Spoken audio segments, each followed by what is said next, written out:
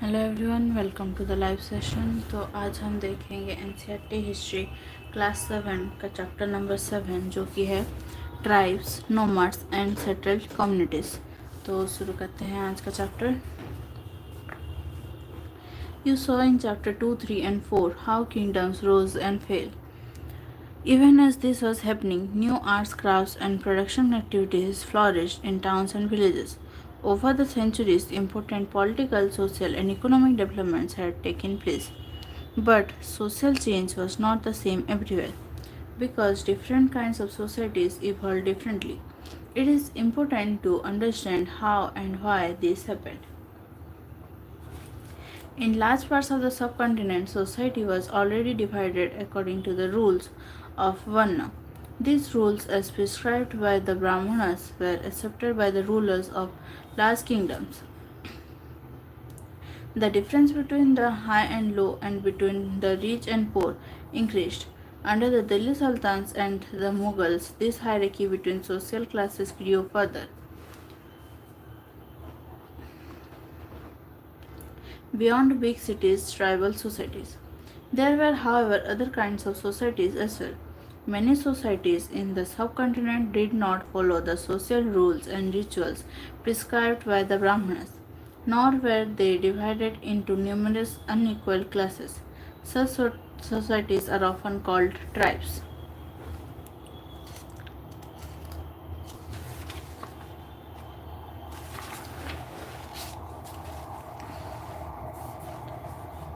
Members of each tribe were united by the kinship bonds. Many tribes obtained their livelihood from agriculture. Others were hunter-gatherers or herders. Most often, they combined these activities to make full use of the natural resources of the area in which they lived. Some tribes were nomadic and moved from one place to another. A tribal group controlled land and pastures jointly and divided these amongst households according to its own rules. Many large tribes thrived in different parts of the subcontinent. They usually lived in forests, hills, deserts, and places difficult to reach. Sometimes they clashed with the more powerful caste based societies. In various ways, the tribes retained their freedom and preserved their separate culture. But the caste based and tribal societies also depended on each other for their diverse needs. This relationship of conflict and dependence gradually caused both societies to change.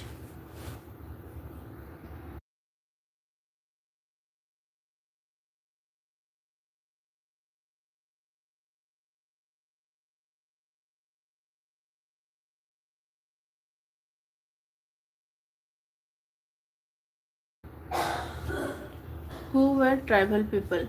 Contemporary historians and travelers give very scanty information about tribes. A few exceptions apart, tribal people did not keep written records, but they preserved rich customs and oral traditions. These were passed down to each new generation. Present day historians have started using such oral traditions to write tribal histories. Tribal people were found in almost every region of the subcontinent. The area and influence of a tribe varied at different points of time. Some powerful tribes controlled large territories. In Punjab, the Khokhar tribe was very influential during the 13th and 14th century. Later, the Ghakkars became more important. Their chief, Kamal Khan Ghakkar, was made a noble mansabdar by Emperor Akbar. In Multan and Sindh, the Langhas and Arghuns dominated extensive region before they were subdued by the Mughals. The Balochis were another large and powerful tribe in the northwest. They were divided into many smaller clans under different chiefs. In the western Himalayas lived the safer tribe of Gaddis. The distant northeastern part of the subcontinent too was entirely dominated by tribes, the Nagas, Oghams, and many others. A clan is a group of families or households claiming descent from a common ancestor. Tribal organization is often based on kinship or clan loyalties. In many areas of present-day Bihar and Jharkhand, Chero chiefdoms had emerged by the 12th century. Raja Man Singh, Akbar's famous general, attacked and defeated the Cheros in 1591. A large amount of booty was taken from them, but they were not entirely subdued. Under Aurangzeb, Mughal forces captured many Chero fortresses and subjugated the tribe. The Mundas and Santals were among the other important tribes that lived in the region and also in Orissa and Bengal.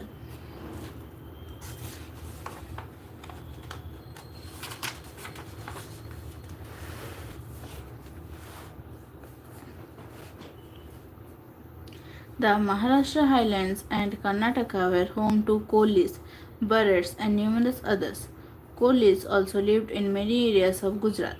Further south, there were large tribal population of Koragas, Vettas, Maravars, and many others. The large tribe of Bhils was spread across western and central India. By the late 16th century, many of them had become settled agriculturalists and some even zamindars. Many Bhil clans nevertheless remained hunter-gatherers. The Gonds were found in great numbers across the present-day states of Chhattisgarh, Madhya Pradesh, Maharashtra, and Andhra Pradesh. How nomads and mobile people lived. Nomadic pastoralists moved over long distances with their animals. They lived on milk and other pastoral products. They also exchanged wool, ghee, etc. with settled agriculturalists for grain, cloth, utensils, and other products.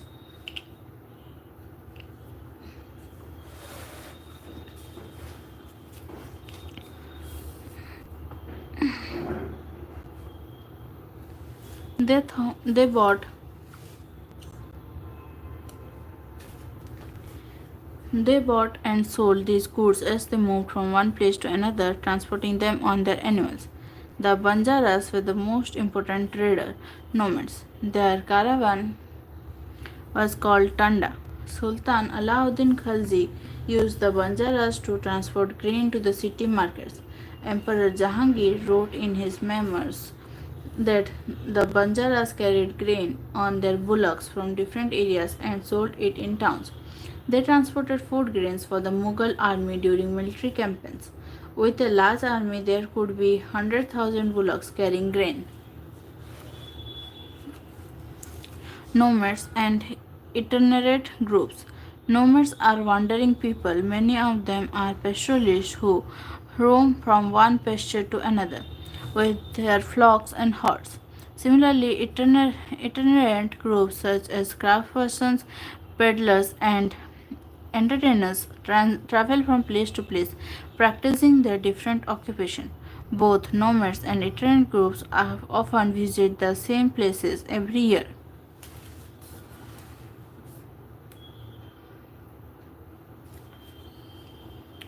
The Banjaras.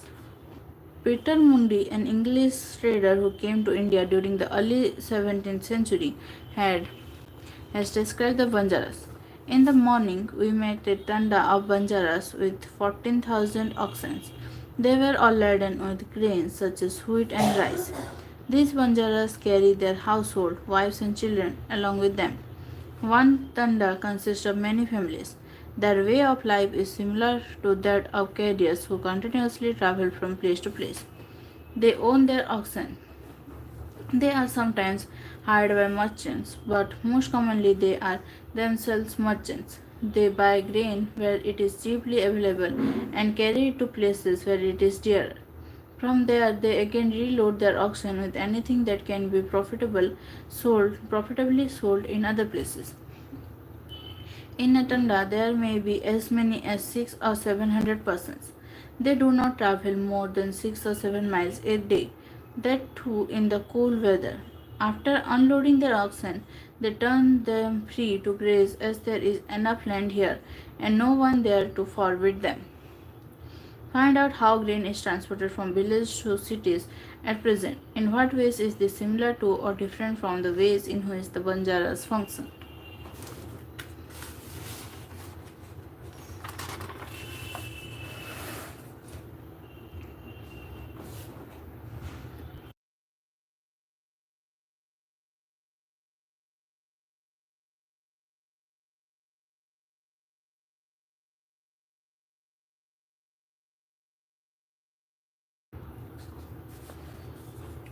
Many pastoral tribes reared and sold animals such as cattle and horses to the prosperous people.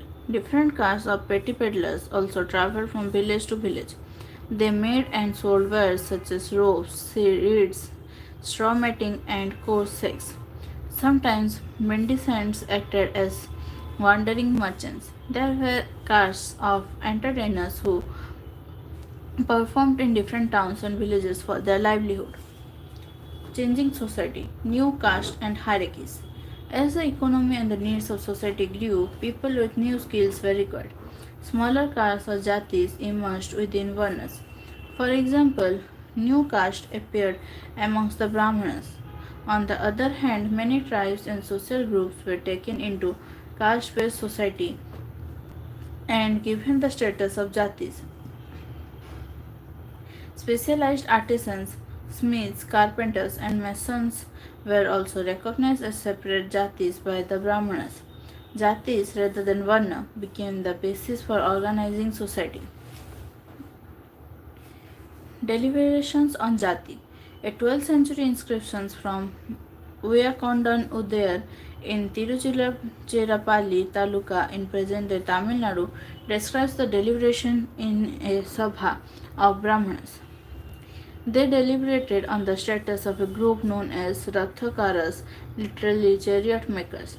They laid down their occupations, which were to include architecture, building coaches and chariots, erecting gateways for temples with images in them, preparing wooden equipment used to perform sacrifices, building mandapas, making jewels for the king.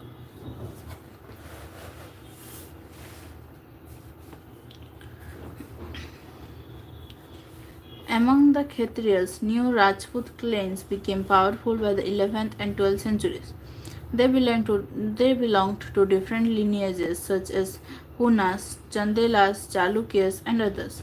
Some of these too had been tribes earlier. Many of these clans came to be regarded as Rajputs. They gradually replaced the older rulers, especially in agricultural areas. Here, a developed society was emerging, and rulers used their wealth to create powerful states. The rise of Rajput clans to the position of rulers set an example for the tribal people to follow. Gradually, with the support of the Brahmanas, many tribes became part of the caste system, but only the leading tribal families could join the ruling class. A large majority joined the lower jatis of caste society. On the other hand, many dominant tribes of Punjab, Sindh, and the northwest frontier had adopted Islam quite early. They continued to reject the caste system. The unequal social order prescribed by Orthodox Hinduism was not widely accepted in these areas. The emergence of states is closely related to social change among tribal people. Two examples of this important part of our history are described below. A closer look. The Gonds. The Gonds lived in a vast forested region called Gondwana or country inhabited by Gonds. They practiced shifting cultivation. Shifting cultivation, trees and bushes in a forest area are first cut and burnt. The crop is sown in the ashes. When this land loses its fertility, another plot of land is cleared and planted in the same way. The large Gond tribe was further divided into many smaller clans. Each clan had its own Raja or Rai. About the time that the power of the Delhi Sultans was declining, a few large Gond kingdoms were beginning to dominate the smaller Gond chiefs. The Akbarnama, a history of Akbar's reign, mentions the Gond kingdom of Ghara Katanga that had 70,000 villages. The administrative system of these kingdoms was becoming centralized. The kingdom was divided into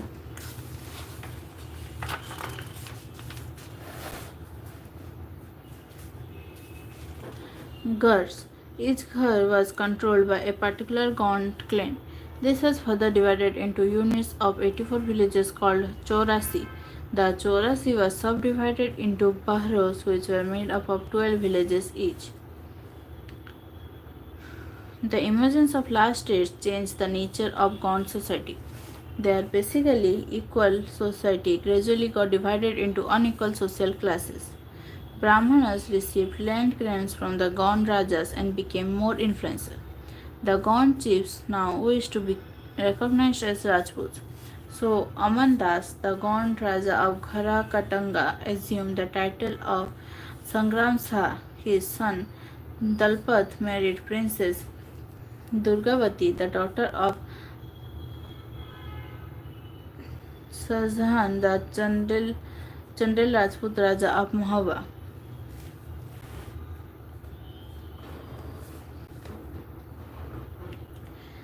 Dalpat, however, died early. Rani Durgavati was very capable and started ruling on behalf of her 5-year-old son, Bir Narayan. Under her, the kingdom became even more extensive. In 1565, the Mughal forces under Asaf Khan attacked Garha Katanga. A strong resistance was put up by Rani Durgavati. She was defeated and preferred to die rather than surrender. Her son too died fighting soon after.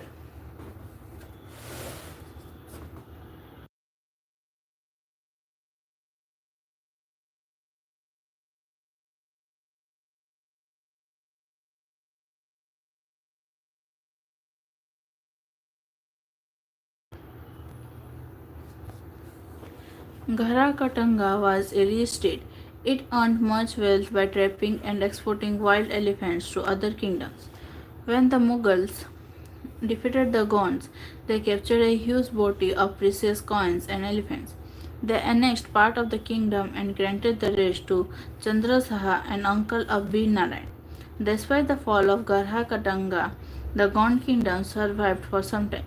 However, they became much weaker and later struggled unsuccessfully against the stronger Bundelas and Marathas.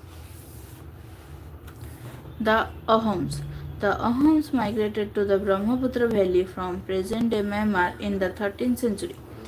They created a new state by suppressing the older political system of the Bhuians landlords. During the 16th century, they annexed the kingdoms of Shutias and of course Hajo and subjugated many other tribes. The Ahoms built a large state and for this they used firearms as early as the 1530s. By the 1660s, they could even make high quality gunpowder and cannons. However, the Ahoms faced many invasions from the southwest. In 1662, the Mughals under Mir Jumla attacked the Ahom kingdom. Despite their brave defense, the Ahoms were defeated, but direct Mughal control over the region could not last long. The Ahom state depended upon forced labor. Those forced to work for the state were called pikes. A census of the population was taken. Each village had to send a number of pikes by rotation. People from heavily populated areas were shifted to less populated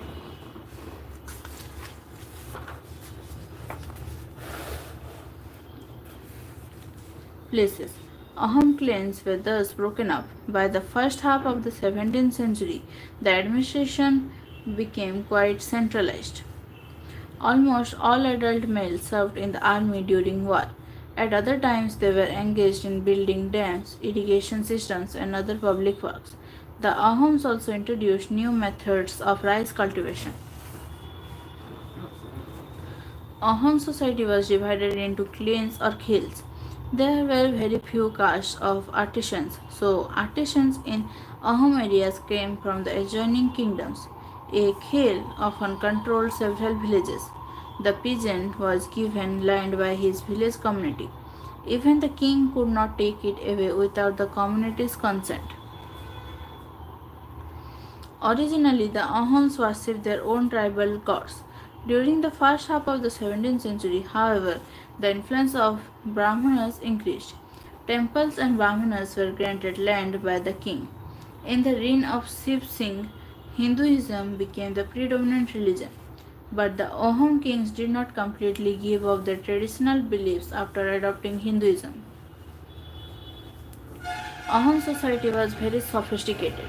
Poets and scholars were given land grants. Theatre was encouraged. Important works of Sanskrit were translated into the local language. Historical works known as Buranjis were also written, first in the Ahom language and then in Assamese. Conclusion. Considerable social change took place in the subcontinent during the period we have been examining. Varna-based society and tribal people constantly interacted with each other. This interaction caused both kinds of societies to adapt and change. There were many different tribes and they look up diverse livelihoods. Over a period of time, many of them merged with caste-based societies. Others, however, rejected both the caste system and Orthodox Hinduism. Some tribes established extensive states with well organized systems of administration. They thus became politically powerful. This brought them into conflict with larger and more complex kingdoms and empires.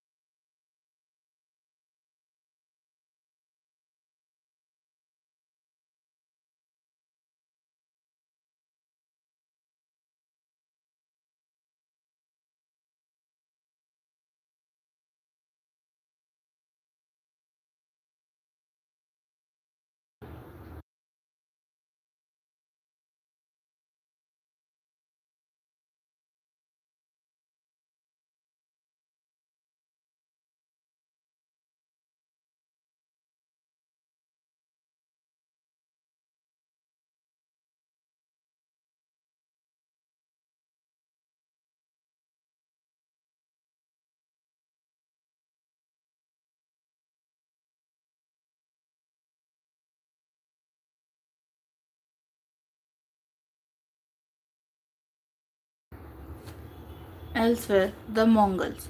Find Mongolia in your atlas. The best known pastoral and hunter gatherer tribe in history were the Mongols. They inhabited the grassland steppes of Central Asia and the forested areas further north. By 1206, Genghis Khan had united the Mongol and Turkish tribes into a powerful military force. At the time of his death, 1227, he was the ruler of extensive territories. His successor created a vast empire. At different points of time, it included parts of Russia, Eastern Europe, and also China and much of West Asia. The Mongols had well organized military and administrative systems. These were based on the support of different ethnic and religious groups. तो इसी के साथ हमारा आज का chapter ख़त्म होता है और ये है इस चैप्टर का एक्सरसाइज। तो हमारा आज का चैप्टर यहीं तक था। अगर आप चैनल पे न्यू हैं तो चैनल को सब्सक्राइब कर दीजिए और नोटिफिकेशन आइकन पर क्लिक कर दीजिए ताकि आप डेली लाइव क्लास ज्वाइन करें, और वीडियो अच्छा लगे तो लाइक कर दीजिए। तो आज का सेशन तो यहीं तक था। Thank you, thanks for joining.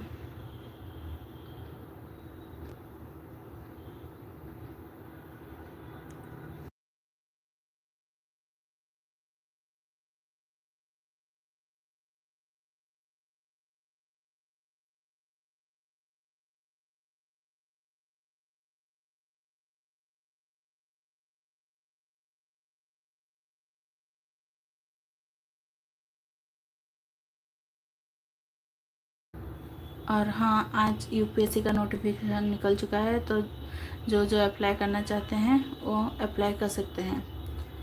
तो thank you, thanks for joining.